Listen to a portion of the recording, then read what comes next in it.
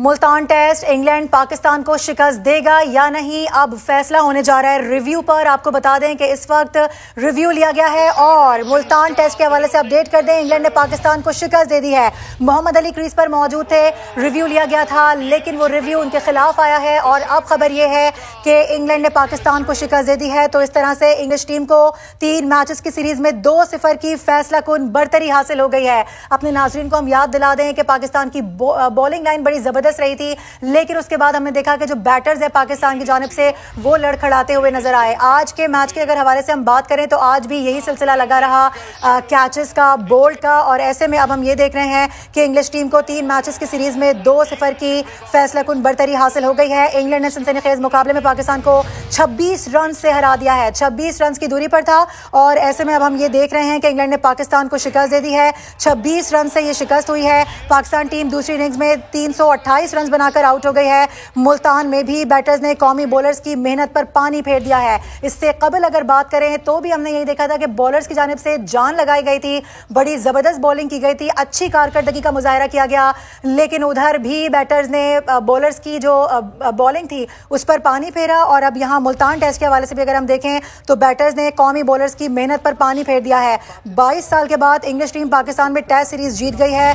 आपको ये बता दें कि इंग्लिश टीम को 3 मैचेस की सीरीज में 2-0 की फैसला कुन बढ़तरी हासिल हो गई है। कादिर ख्वाजा हमारे साथ हैं। कादिर, बड़ी अपसेट खबर है।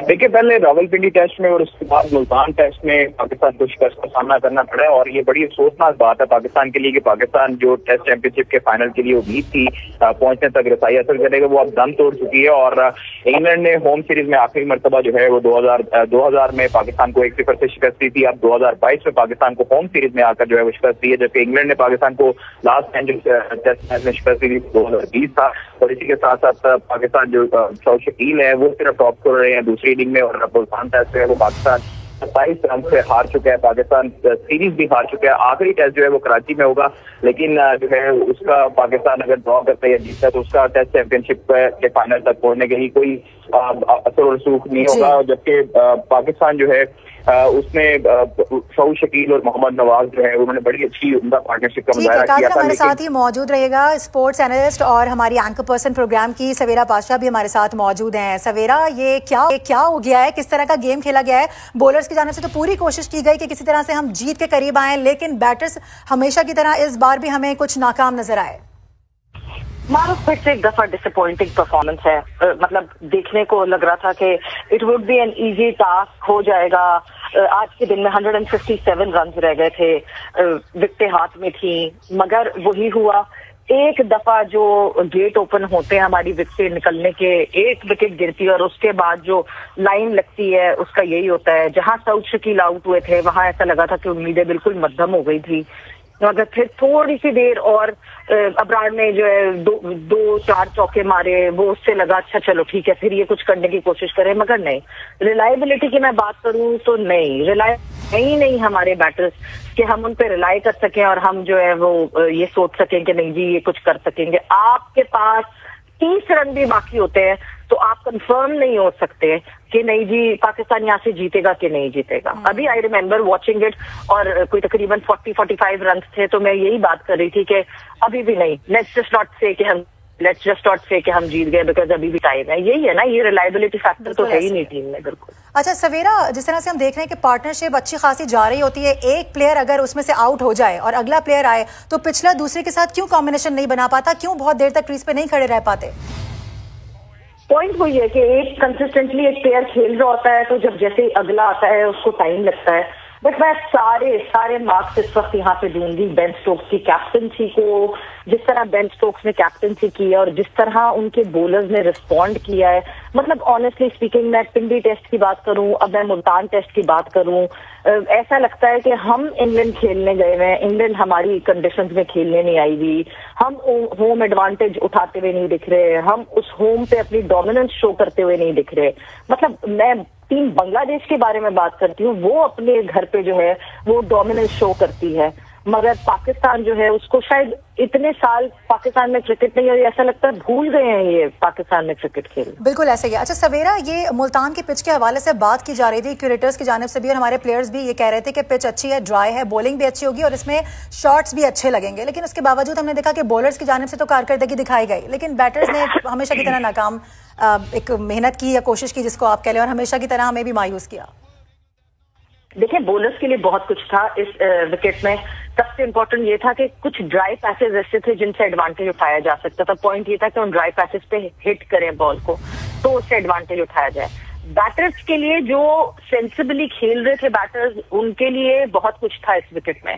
सेंसिबली एज इन ऐसे कि रोक के ना खेलें, मतलब जो कहते हैं ना कि नहीं जी डिलेड तरीके से खेल रहे हैं या वही कन्वेंशनल तरीके से खेले जा रहे हैं, ये इस पिच पे ऐसे खेल ही नहीं सकते थे। आपको यहाँ पे कंपैरेटिवली टेस्ट के हिसाब से तेज खेलना था और संभल के रिस्पेक्टिंग द ऑपोजिशन खेलना था। एक डिसीजन मैं सिर्फ कहूंगी, सऊद शकील के अगेंस्ट जो डिसीजन गया, मैं I still doubt about it, because वो बहुत विजिबली दिख रहा था कि बॉल टच कर रही थी ग्राउंड पे, बट थर्ड अंपायर की तरफ से भी इस तरह का एक वो आए, एक रिस्पॉन्स आए कि नहीं जी आउट है, तो वो एक शायद चीज नेगेटिव गई पाकिस्तान की तरफ। ठीक है सवेरा, हमारे साथ ही मौजूद रहिएगा। अदील अजहर ने भी हमें ज्वाइन कर लिया है।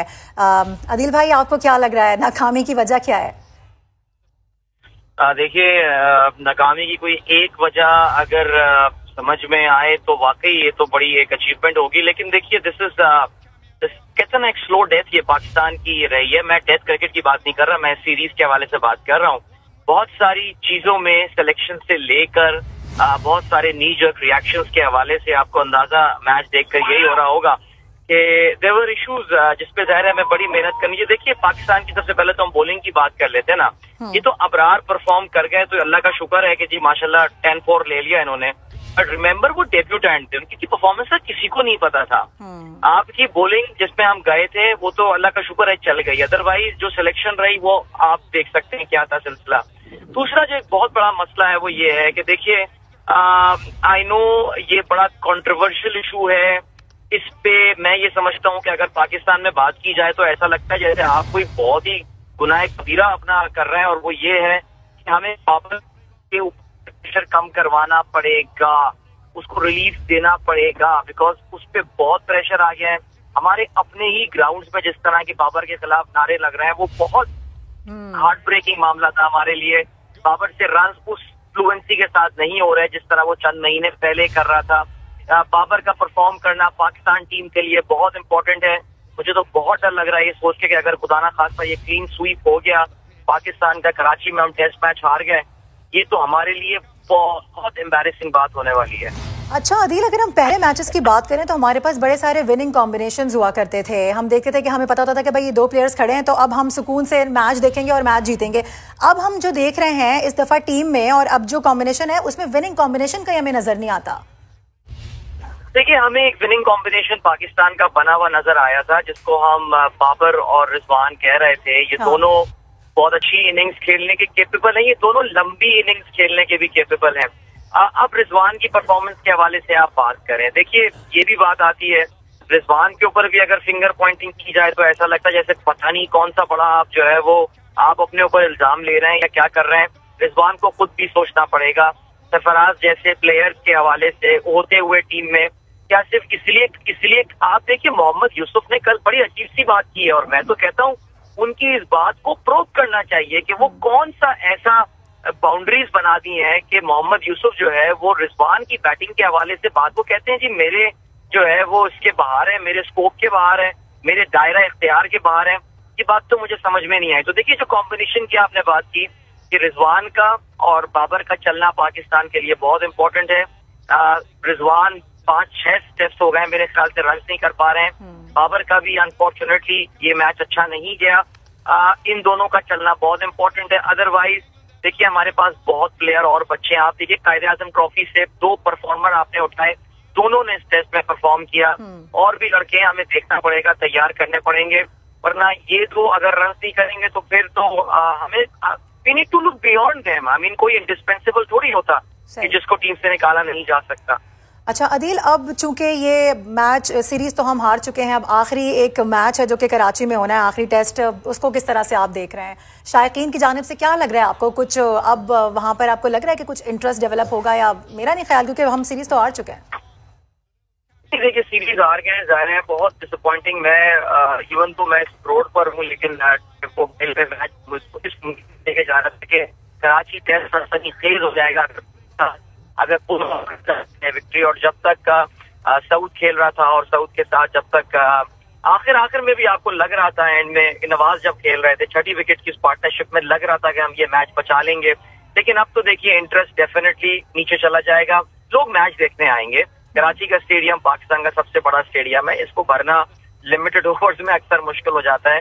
टेस्ट में तो आने के चांसेस वैसे कम है, लेकिन जो एक बहुत अफसोसनाक बात जा रहा है वो ये हुई है कि वर्ल्ड टेस्ट चैंपियनशिप में जो पाकिस्तान के चांसेस थे, जो उम्मीदें थी कि एक बहुत जबरदस्त अपॉर्चुनिटी पाकिस्तान को मिली थी, इतनी फेवरेबल आइटिनरी पाकिस्तान को इस सीजन में थी, मुझे उसका बहुत ज्यादा अफसोस है कि वो भी मामला पाकिस्तान के हाथ से निकल गए। This is very heart breaking, काफी दिल तोड़ने वाली बात है। लेकिन अल्लाह करे हम हर देखें शिकस्त के बाद यही दुआ करते हैं। सही है, हम इंग्लैंड को मुबारकबाद देते हैं, they were the hungrier side, they were more prepared, उनके कॉम्बिनेशंस अच्छे थे, लेकिन अल्लाह करे हम सीखें अपनी गलतियों से। ठीक है, हमारे साथ ही मौजूद रहेगा। सवेरा, आपको क्या लग रहा है? जिस तरह से अब अदील भी कह रहे हैं कि हम हमेशा से मैच हारने के बाद दुआएं करते हैं, तो दुआओं पे सिलसिला कब तक चलेगा? दवा क्यों नहीं होती और कब होगी? वही बात है ना, हम जो है दुआओं की बेसिस पे वो करते रहते हैं, बैंक ऑन करते हैं। ऑब्वियसली परफॉर्मेंसेस बहुत जरूरी हैं, माइंडसेट बहुत जरूरी है। परफॉर्मेंसेस से ज्यादा मैं कहूंगी कि पॉजिटिव माइंडसेट बहुत जरूरी है टीम पाकिस्तान के लिए। और अदील जो कराची के लिए बता रहे हैं, वो बिल्कुल मैच देखने लोग आएंगे, अपने स्टार्स को देखने आएंगे, इंग्लिश प्लेयर्स को देखने आएंगे, बट ऑब्वियसली इसी इसके साथ आएंगे कि जाहिर सी बात है सीरीज हम अपने नाम नहीं कर सके। इस दफा वर्ल्ड टेस्ट चैंपियनशिप का जो पूरा स्केड्यूल था, पूरी एफटीपी थी, वो इतनी हमारे लिए कन्वीनियंट थी कि इंग्लैंड हमारे घर पे खेल रही है, न्यूजीलैंड हमारे घर पे खेल रही है, बहुत स्ट्रॉन्ग चांसेस थे कि हम फाइनल तक पहुंच सकते हैं। मगर इस परफॉर्मेंस के साथ मुझे ऐसा लगता है कि अच्छा ये फाइनल तक नहीं पहुंच रहे, वरना वहां फाइनल पे पहुंच के फिर हमें जो है हमारा हार्ट ब्रेक होता। तो यस, हमें अपना गेम अप करना पड़ेगा, हमें अपना माइंडसेट सही करना पड़ेगा। कोई प्लेयर वो नहीं हो सकता कि नहीं जी गेम से बड़ा हो, there is no player that is bigger than the game. और हमें सोचना पड़ेगा, जब परफॉर्मेंस नहीं आ रही है तो पीछे बेंच पे बैठे हैं प्लेयर, क्यों नहीं उनको मौका दिया जाता? अदील, होम ग्राउंड का भी हमने फायदा नहीं उठाया। होम ग्राउंड पे तो कॉन्फिडेंस का लेवल ही और होता है, लेकिन यहाँ पे भी हमने देखा कि कॉन्फिडेंस इतना शेकी। होम ग्राउंड का तो फायदा तब उठाते हैं जब आपको पता हो कि हमें होम ग्राउंड में करना क्या है। मैं और सवेरा, शायद हम लोग जो शाम में प्रोग्राम करते हैं, वो हम हर एक से यही सवाल पूछते हैं कि पाकिस्तान क्रिकेट की टेस्ट मैच में स्ट्रेंथ है क्या? अगर आप कहते हैं जी हमें अपने आप को सपोर्ट करने वाली विकेटें बनानी चाहिए, तो सवेरा से वैसे कंफर्म कर लें, मुझे अभी तक इसका जवाब मिला नहीं है। अगर आप फास्ट विकेटें बनाएंगे तो उस पर आप आउट होंगे, अगर आप स्पिन विकेटें बनाएंगे तो ऐसा लगता है यार उनके स्पिनर्स के लिए जो है ना वो ज्यादा वहां पे कन्वीनियंस। अब आप देखिए 202 पे पहले रन पे जब आप पहली इनिंग में आउट हो गए थे, आपका मैच वहीं निकल गया था। पाकिस्तान को लीड चढ़ानी चाहिए थी पहली इनिंग में, लेकिन देखिए ये तो आपने देखा कि मुल्तान की विकेट एक नी जर्क रिएक्शन था to what happened in Rawalpindi. दौड़े लग गई थी पाकिस्तान क्रिकेट बोर्ड वालों की। तो ये होम ग्राउंड वगैरह ये एडवांटेज मेरे ख्याल से हम लेना भूल गए। ठीक है, अदील और सवेरा हमारे साथ ही मौजूद रहेगा। सॉरी टू इंटरप्ट यू, अभी हम बराह रास्त लिए चलते हैं।